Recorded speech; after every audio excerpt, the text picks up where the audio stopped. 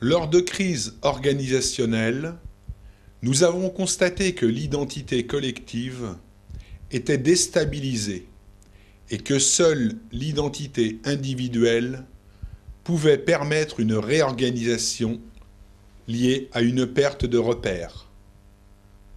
Pour cela, le concept de compassion sera intégré dans nos travaux. Dès lors, un individu chargé de compassion pourra faire ressurgir son identité personnelle et se décharger de l'identité collective.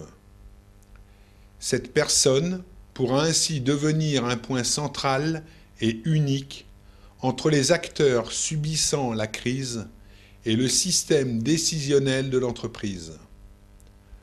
Nos travaux nous poussent à remettre en cause la notion de pouvoir, en faisant émerger le concept de compassion, concept porté par les porteurs de souffrance.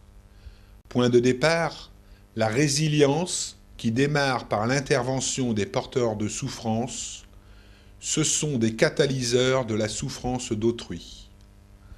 La résilience en entreprise peut être mise en place suite à une crise, un choc. Certaines personnes participent à la mise en place de cette résilience et permettent à leur entreprise de rebondir. Ces personnes prennent sur elles les souffrances de l'entreprise.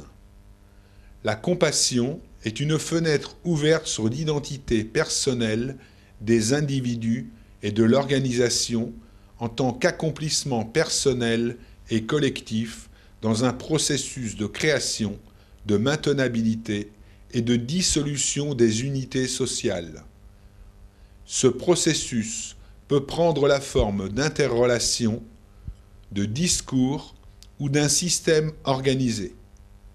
Les aptitudes pour appréhender le processus de la compassion dépendent des valeurs et des croyances de chacun.